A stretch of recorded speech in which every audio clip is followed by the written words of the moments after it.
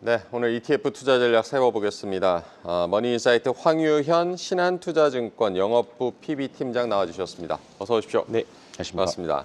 ETF 시장부터 점검을 좀 해보겠는데요. 최근 수익률이 좋은 ETF들 어떤 것들 좀 보고 계십니까? 네, 사실 뭐 제가 지난달에 나왔을 때 드렸던 ETF들하고 지금 뭐 최근에 주가 상승률이 좋은 ETF하고 사실 특별히 달라진 거는 없습니다. 계속적으로 방산, 조선, 화장품, 엔터 쪽이 계속적으로 좋은 것 같고요. 아직까지는 2차 전지나 반도체 섹터들은 연간 수익률로는 상위권에 올라오지는 않고 있는 상황입니다. 또 이제 하나그룹주 같은 경우에는 지금 제가 말씀드렸던 뭐 조선이나 방산 쪽에 대부분 이제 그룹 내에 결사들이 포진되어 있다 보니까 또 우수한 성과를 좀 보여주고 있는 ETF가 되겠습니다. 네, 국내 증시가 호조를 보이면서 그래도 ETF 역시 좋은 흐름을 좀 보이고 있는 것 같은데요. ETF 성과를 위해서는 국내 증시의 또 상승 여부가 중요할 텐데요. 코스피 상황 지금 어떻게 보고 계십니까? 일단은 뭐 매크로적인 환경은 이제 뭐 나올 악재들은 대부분 많이 나온 것 같고요. 이제 악재가 나올 만한 것도 관세에 대한 부담은 시장 자체가 이제 좀 내성이 좀 생긴 것 같아서 나오더라도 뭐 우리가 예상했던 범위를 크게 벗어나지만 않는다면 시장은 이제 점점 안정화되어 갈 수 있을 시장이라고 좀 보고 있고요. 다만 환율 변동이 여전히 좀 높은 편입니다. 그리고 사실 지난번에 환율이 1,400원 이하로 내려갔을 때 그 정도면 외국인들이 들어오지 않을까라고 생각을 했었음에도 불구하고 역시나 좀 단발 이벤트였던 걸로 판단했는지는 몰라도 최근에 외국인들의 수급은 거의 미미할 정도로 매수 매도를 좀 반복하고 있는 상황입니다. 그 와중에 지금 시장 자체가 워낙에 섹터 쪽으로 크게 좀 쏠려 있는 상황이죠. 앞서 말씀드렸던 상승률이 높은 ETF 보시면 아시겠지만 결국 비슷한 sek터들의 ETF들이 계속적으로 좋은 모습이거든요. 그렇다 보니까 과연 지금의 주도 섹터의 역할들을 하고 있는 ETF들인데 그 섹터들이 좀 쉬어야 다른 밑에 있는 종목들이 아마 올라오지 않을까 그런 부분들인데 사실 그 부분에 대한 시기는 아직 조금 논하기는 좀 이른 것 같습니다. 여전히 뭐 지켜볼 것들이 있겠는데요. 관세 우려가 어쨌든 완화되고 있는 것은 뭐 시장 전체로는 좀 반가운 일이겠지만 관세 무풍지대다 해가지고 이제 주목받아온 조선과 방산 뭐 조정 요인이 될 수도 있다라는 분석이 있는데 이 부분은 어떻게 보십니까? 이번 주 월요일이 딱 그 모습을 보여줬었죠. 지난 주말에 중국하고 미국이 이제 협의한다는 내용이 좀 나왔고 그리고 이제 그 범위가 굉장히 좀 높다 보니까 시장에서는 확실히 그동안 피해를 좀 받았던 반도체나 2차 전지 섹터들이 급등을 했었고요. 그동안 관세 무풍지대로 여겨졌었던 뭐 화장품이라던가 조선 섹터들이 또 급락하는 모습을 보여줬는데 그 이후에 사실 이번 주 화, 수, 목 오늘까지 좀 흐름들을 보면 그 흐름이 계속적으로 이어지지는 않고 내려간 종목들은 좀 올라오고요. 세게 올라간 종목들이 좀 내려오는 그리고 좀 밸런스 맞추는 지금 시장이 좀 이루어지고 있다고 봅니다. 그렇다고 해서 주도주가 과연 교체가 되느냐 그런 관점에서 봤을 때는 앞서 말씀드렸던 것처럼 아직은 조금 시기상조이지 않을까 생각하고 있습니다.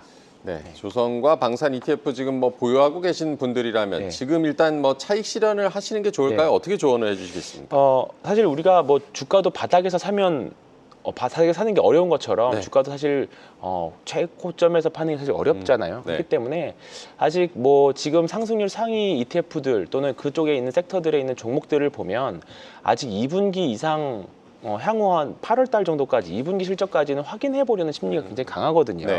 왜냐하면 뭐 예를 들어서 화장품 같은 경우에는 계속적으로 지금 수출량도 늘어나고 있고 외국인들이 국내에 들어와서 소비하는 카드 매출액이라든가 그다음에 관광객들이 계속적으로 들어오는 수가 역대급으로 계속 나오고 있기 때문에 아마 2분기까지는 계속 실적에 대한 기대감도 계속 같이 가지고 있는 상황이고 중국 정부에서도 이구한신이라고 해서 계속 소비 정책들을 강화하고 있잖아요. 그렇다 보니까 화장품 엔터 쪽은 계속적으로 긍정적이다. 그러면 지금 ETF가 오늘이 당장 꼭지일지라도 고점은 한번 확인하고 매도하는 게 낫지 않을까 그렇게 생각하고 있습니다.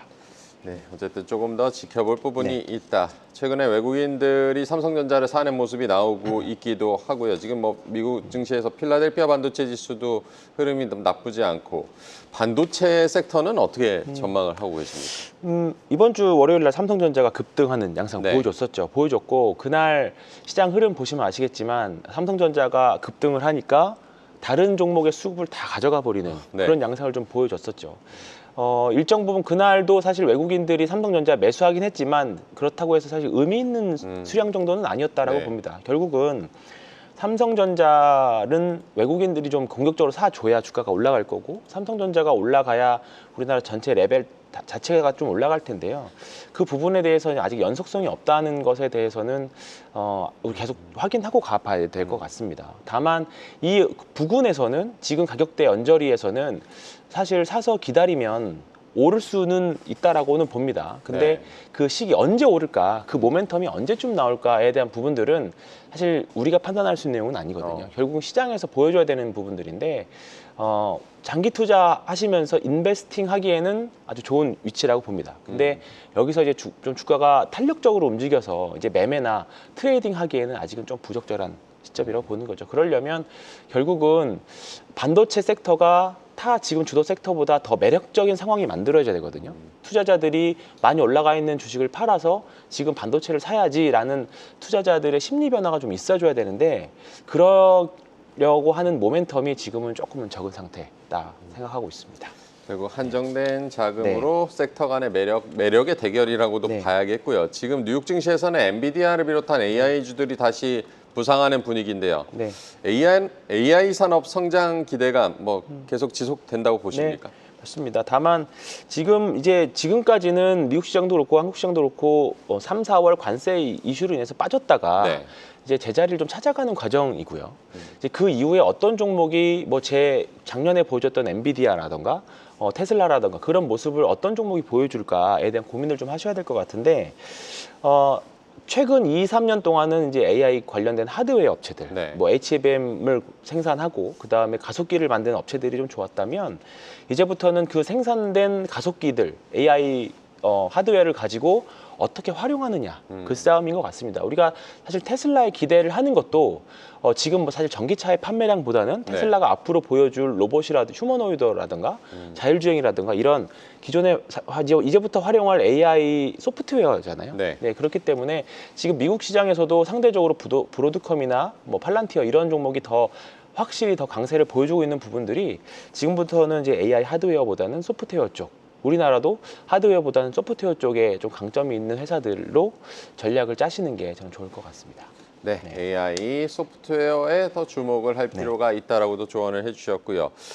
AI와 관련해서 또 전력기기 관련 섹터가 좀 주목을 받기도 하는데 전력기기 섹터는 지금 어떻게 보십니까? 전력기기는 지금 이제 확실히 예전에는 상반기 작년 말까지만 하더라도 전력기기 섹터들은 다 동조화된 흐름들을 좀 보여줬었거든요. 근데 그러나 이제 올해 1분기에 철강 관세가 좀 부과가 됐고 이제 그 부분에 대한 실적에 대한 영향이 일정 부분 저는 1분기에 좀 나타났다라고 봅니다. 그러면 이제 지금부터는 각계 전투로 저는 생각을 좀 하는데요. 지금 보면 효성중공업 같은 경우에는 신고가를 계속 가고 있지만 그 외 다른 변압기들은 아직 주가가 올라오지도 못하고 있는 상황이거든요. 그렇기 때문에 전력기기와 관련된 ETF들은 ETF로 접근하시는 것보다는 그 안에 들어있는 종목단으로 좀 약간 이제 개별 종목으로 접근하시는 게 조금 더 좋을 것 같고요. 일단은 다시 2분기 실적까지 좀 어느 정도 확인이 되어야 그러니까 이 방향성에 대해서는 맞다라고 봅니다. 근데 ETF로 접근하면 되는 종목과 안 되는 종목이 좀 이제 중첩이 되고 상쇄가 되기 때문에 좀 이제 이쪽 섹터들은 저는 좀 개별 종목으로 접근하시는 게 낫지 않을까 생각합니다. 전력기기 같은 경우는 개별 종목으로 대응하는 것이 좋을 수 있다. 바이오 섹터는 어떻게 보십니까?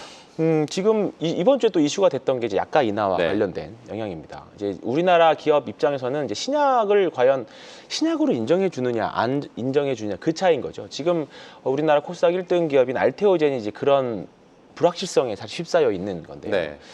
이런 부분들은 시간이 가면 갈수록 저는 좀 긍정적으로 해결이 될 수 있을 거라고 봅니다. 오늘도 보면 알테오젠은 좀 약하지만 다른 신약 업체들은 또 반대로 좀 세게 반등을 좀 보여주고 있거든요.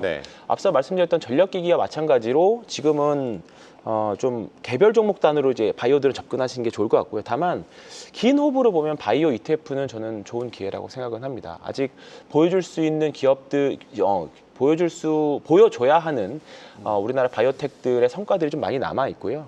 이 부분에 대한 실적이라던가 실적은 보여주기 시작했고 라이센스 아웃들로 그러면 이제 시간만 좀 해결이 지나간다면 분명히 지금보다는 더 좋은 성과가 나올 수 있지 않을까 그렇게 생각하고 있습니다. 네, 바이오 섹터까지 여러 가지 섹터들을 지금 점검을 해봤는데요. 앞으로 뭐 실적 시즌, 뭐 1분기 실적 시즌 끝났지만 2분기 실적 전망도 해봐야 될 테고 시장 상황으로 볼 때 지금 뭐 전반적으로 투자를 시작한다면 어떤 ETF에 관심을 가져야 되는지 조언 전반적으로 해주실까요? 이건 뭐 지극히 성향 차일 수 있는데요. 좀 긴 호흡으로 싸게 사서 기다리시는 분은 말씀드렸던 것처럼 바이오 ETF나 그 AI와 관련된 전자 ETF, 반도체 ETF를 말씀을 좀 드리겠고요. 다만 지금 시장을 계속 주도하는 거는 화장품, 그다음에 엔터, 조선 이런 쪽입니다. 기존의 1분기 주도주가 2분기 주도주까지 될 확률이 높고 우리 소위 말하는 스토리와 실적까지 같이 다 겸비한 종목들이거든요. 그렇기 때문에 근데 이런 기대가 단발적으로 끝날 수 있는 환경도 사실 아니라고 봐요. 그렇기 때문에 일정 부분 많이 높아져 있더라도 결국은 지금은 가는 섹터들이 계속 가는 시장이라고 생각을 합니다. 그래서 ETF 접근하시면 사실 변동성은 좀 줄더라도 변동성은 줄지만 안정적으로 투자하는 거기 때문에 오히려 추세 추종 매매를 하시기에는 ETF가 더 적절하지 않을까 그 생각은 하고 있습니다. 그래서 계속 말씀드린 대로 지금은 단기적으로 뭐 단기라고 뭐 구분짓기는 좀 그렇지만 화장품하고 그다음에 엔터 조선이 계속적으로 조금은 올해는 계속 유망할 것 같고요. 조금 긴 호흡으로 보신다면 반도체나 바이오가 좋을 것 같습니다.